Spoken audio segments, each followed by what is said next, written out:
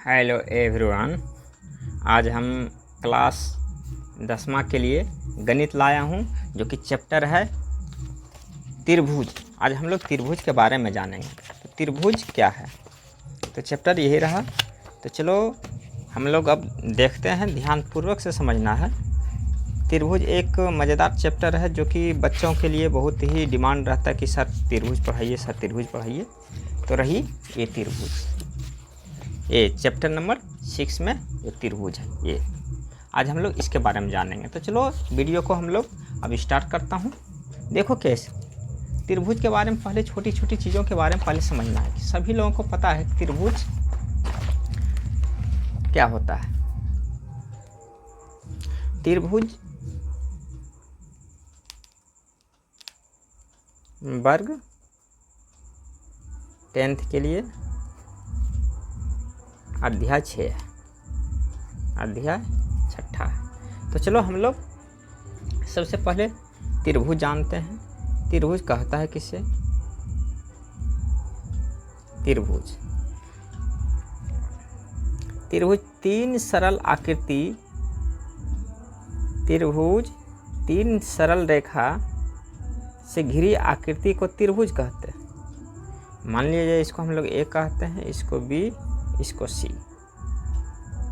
ये त्रिभुज है। तो थोड़ा सा इसका हम लोग परिभाषा लिख लेते हैं। त्रिभुज की परिभाषा क्या होगा कि तीन सरल रेखा से घिरी आकृति को त्रिभुज कहते हैं। ये इसकी परिभाषा हो गया। तो हम लोग जानते हैं कि त्रिभुज में तीन को शीर्ष होता है। शीर्ष इसका क्या है? कितने शीर्ष होते हैं? शीर्ष 3 शीर्ष होते हैं। शीर्ष 1, 2, 3, यानी कि शीर्ष ए, शीर्ष बी और शीर्ष सी। अब 3 भुजा भी होती है, 3 भुजा भी होती है। तो इसका भुजा कौन कौन सा होगा? ए बी, यहाँ से यहाँ तक, यहाँ से यहाँ तक एक भुजा है। ए बी एक भुजा हो गया। दूसरा यहाँ से यहाँ तक की भुजा बी सी। यहाँ से यहाँ तक की ए सी।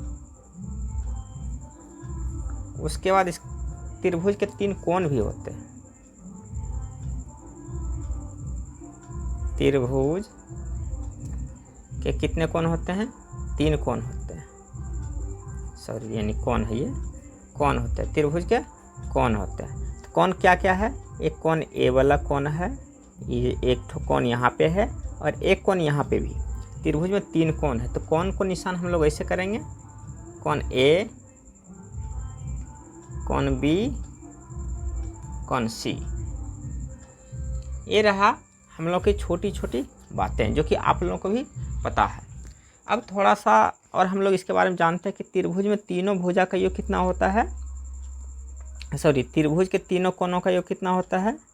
कोण ए प्लस कोण बी प्लस कोण सी, तीनों कोणों का योग होता है 180 डिग्री। त्रिभुज के तीनों कोणों का योग कितना होता है? 180 डिग्री। तो हम लोग चलेंगे चैप्टर नंबर जो 6 है त्रिभुज, इसमें पढ़ना क्या है? समरूप के बारे में पढ़ेंगे। समरूप के बारे में जानते हैं और सर्वागमता के बारे में जानते हैं, सर्वागम के बारे में जानते हैं। तो सबसे पहले हम लोग ये देखेंगे कि भैया समरूप किसको कहता है। तो समरूप का मतलब होता है समरूप। समरूप का मतलब होता है समान रूप, समान रूप, जो कि क्लास 10th में हम लोग पढ़ेंगे। और क्लास 9th में हम लोग क्या पढ़ चुके थे? सर्वागम, सर्वागम पढ़ चुके थे। तो सर्वागम क्या होता है? एक समान, एक समान। अब हम लोग थोड़ा सा देखते हैं कि समरूप जो त्रिभुज होते हैं वो समरूप कैसे त्रिभुज होंगे? देखो, एक ए त्रिभुज है, इसका नाम दे दिए ए बी सी। उसके बाद एक त्रिभुज ए रहा, इसका नाम दे दिए पी क्यू आर। इस डिग्री का मान लिया जाए 60 है, तो इसका भी 60 है, इसका भी 60 है। उसी प्रकार से इसका भी 60 है, इसका भी 60 है और इसका भी 60 है। तो ये त्रिभुज समरूप कहलाएंगे। समरूप का साइन ऐसे होता है, ये त्रिभुज समरूप कहलाएंगे। उसके बाद हम लोग अब सर्वागसम के बारे में जानेंगे कि सर्वागसम क्या होता है। कि जैसे कि ए एक वृत्त है और एक ए भी वृत्त है और इसकी त्रिज्या जो आर है, इसकी त्रिज्या भी 2 सेंटीमीटर है और इसकी भी त्रिज्या भी 2 सेंटीमीटर है। तो कहने का मतलब ये है कि दोनों वृत्त एक समान है, दोनों बराबर है, समान है। और ये त्रिभुज आकार में बड़ा है, लेकिन जो इसका कोण का एंगल है वह दोनों का समान है। तो चलो सर्वागसम का थोड़ा सा परिभाषा हम लोग जान लेते हैं कि सर्वागसम का परिभाषा क्या होता है। सर्वागसम का परिभाषा क्या होता है थोड़ा सा जान लेते हैं। सर्वागसम की परिभाषा क्या होता है जान लेते हैं। सर्वागसम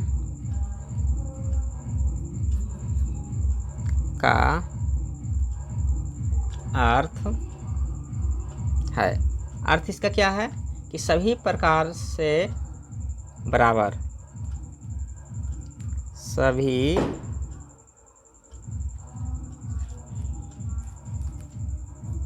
प्रकार से बराबर होना चाहिए। उसके बाद यानी कि अर्थात हम लोग और कुछ कह सकते हैं इसके बारे में। तो चलो हम लोग और देखते हैं कि अर्थात में कुछ और इसके बारे में जानते हैं। अर्थात वे आकृतियाँ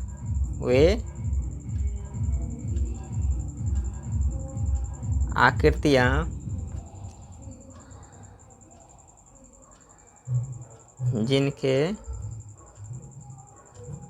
समान आकार और समान माप है, ये सर्वागसम कहलाता है। अब समरूप पढ़ने के लिए हम लोग कुछ ना कुछ छोटी छोटी चीज़ों के बारे में पहले जानेंगे। उससे पहले सर्वागसम के बारे में कुछ जान लेते हैं, क्योंकि क्लास 9th में हम लोग सर्वागसम के बारे में पढ़े थे। तो क्लास जब 10वां का स्टार्ट करेंगे तो उससे पहले सर्वागसम के बारे में कुछ ना कुछ जानकारियाँ होना जरूरी है। तो चलो